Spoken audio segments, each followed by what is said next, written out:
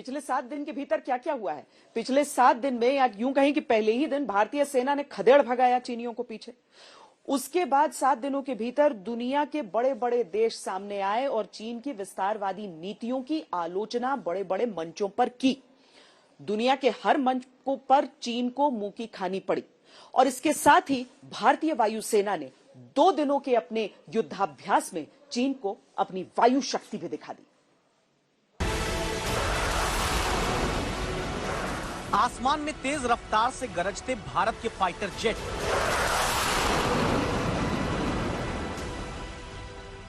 और अपनी पूरी क्षमता के साथ उड़ान भरता राफेल।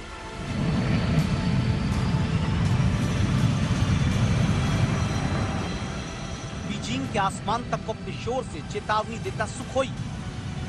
7 दिन के भीतर चीन को तवांग में यांगत्से पोस्ट पर घुसपैठ करने की नाकाम कोशिश का जवाब भारत ने हर मोर्चे पर दे दिया है।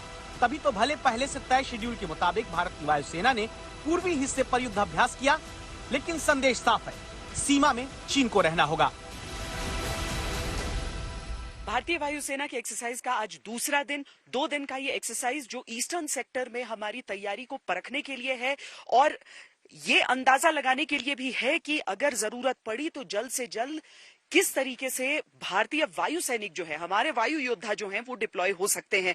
अपनी सामरिक जो क्षमता है उसका विश्लेषण बहुत ज्यादा जरूरी होता है और जब ठंड बढ़ती है, अलग अलग चुनौतियां बढ़ती हैं इस पूरे इलाके में। अगर आप ज्यादातर हिस्सों में देखेंगे तो यहाँ विजिबिलिटी एक बहुत बड़ी चुनौती होती है जो एयरफोर्स के लिए, और इन सारी चीजों में चेक करना, टेस्ट करना खुद को बहुत जरूरी होता है। हमारी लोड कैपेसिटी किस तरीके से है इस तरह के इलाकों में जो हाई ऑल्टीट्यूड है, क्योंकि ऑल्टीट्यूड के साथ बहुत चीजें बदल जाती हैं।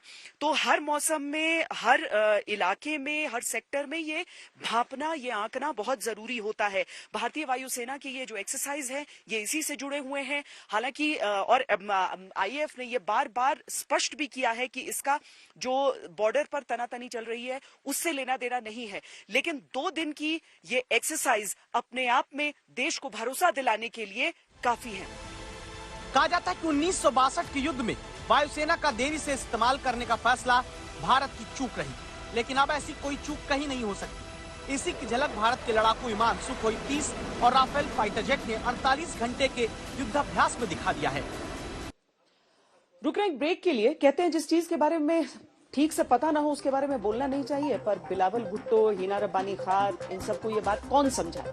इसीलिए जब मुंह खोला तो विजय दिवस के दिन, यानी भारत के विजय दिवस के दिन, पाकिस्तान की एक और हार अंतर्राष्ट्रीय मंच पर हुई।